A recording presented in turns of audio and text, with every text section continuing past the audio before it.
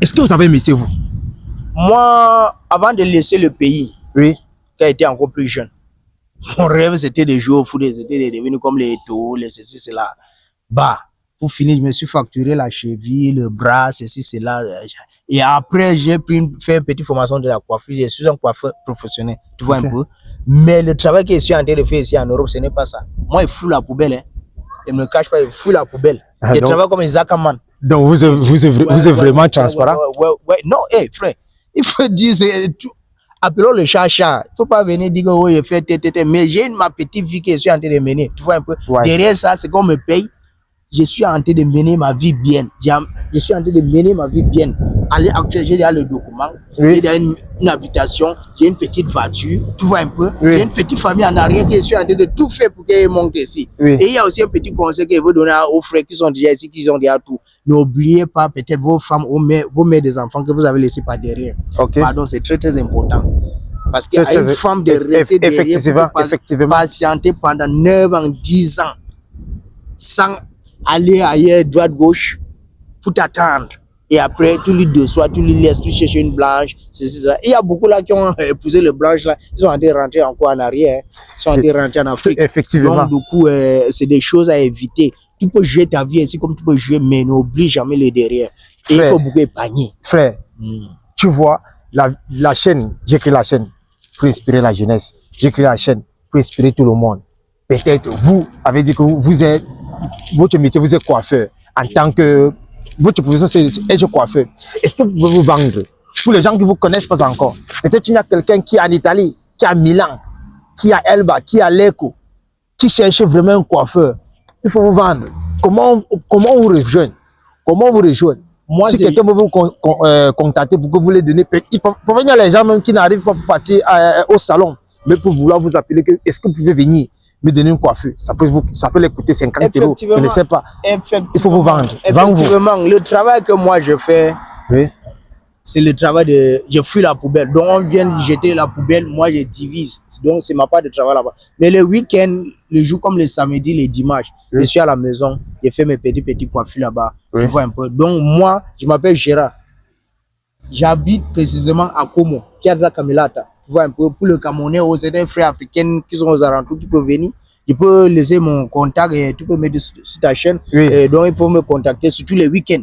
J'ai des gens qui viennent même de la Suisse, du Milan, un peu partout pour venir se coiffer chez moi. Est-ce que alors si quelqu'un vous appelle que venez chez moi me coiffer, vous pouvez aller au domicile de quelqu'un qui vous appelle? Je peux aller au domicile, mais ça dépend. Ça dépend. Tu sais, samedi et dimanche, c'est un jour de repos pour moi. Tu vois.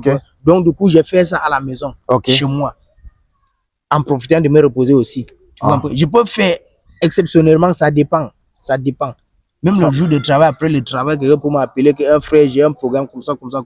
Est-ce que tu peux m'aider? Je demande ma voiture, je pars là-bas, je fais vite fait, et rentre à la maison. C'est très simple. Ok, frère. Merci beaucoup d'avoir partagé cette expérience que vous avez pu avoir ici en Europe et en Italie, n'est-ce pas?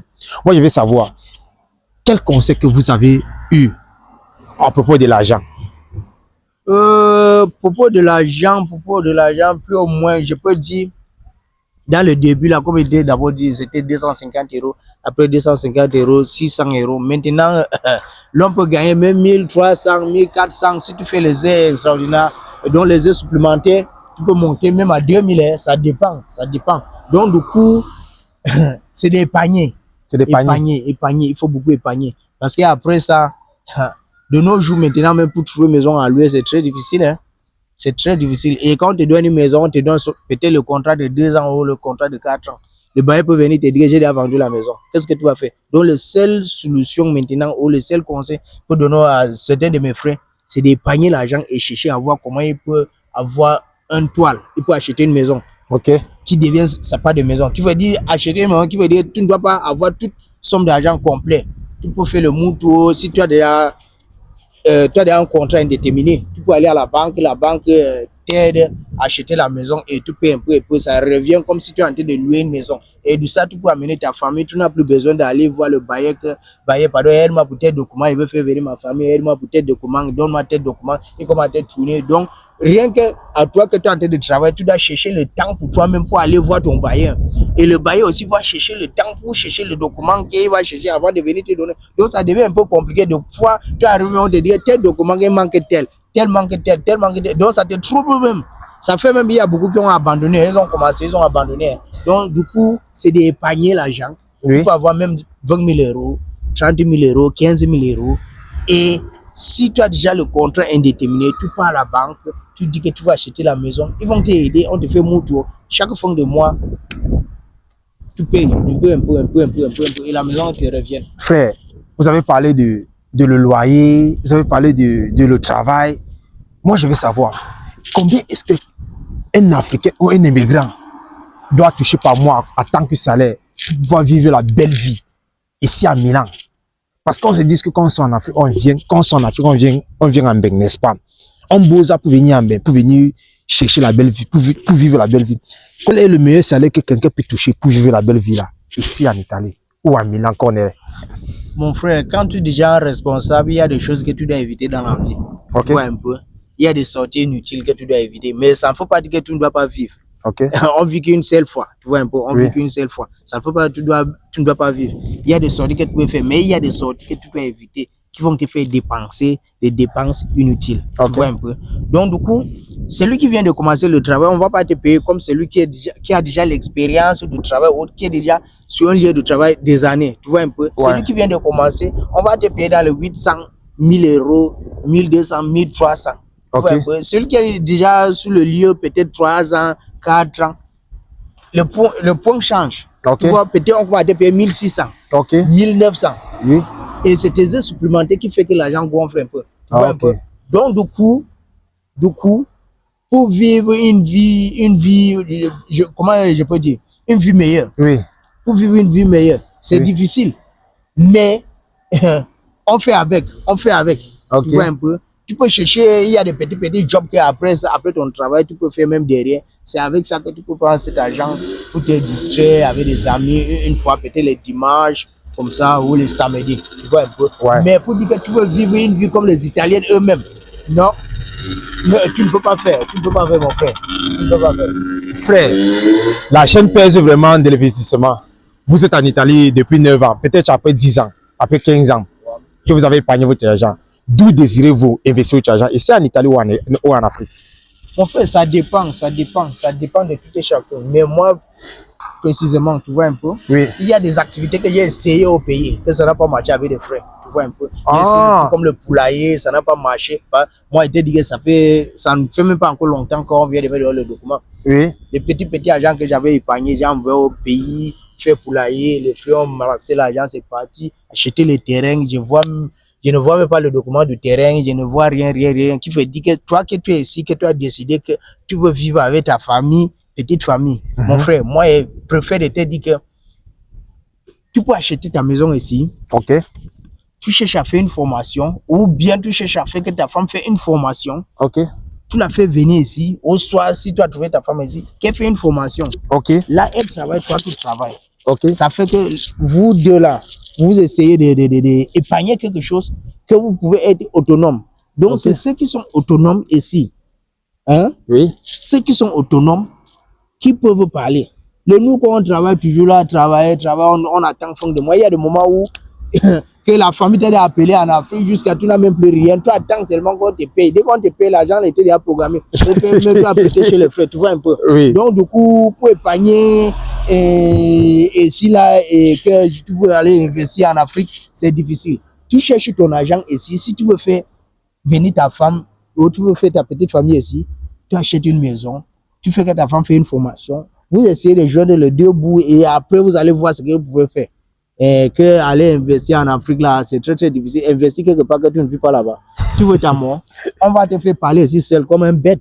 On va te voir en roue, même au travail, tu bavardes, c'est wow, wow, wow. La famille peut faire même, tu passes toute ta journée au téléphone. Wow, wow, wow. Donc tu donnes, fais ça, tu as fait ça. Non, je vais faire demain, c'est pas. L'argent n'est pas parti wankou.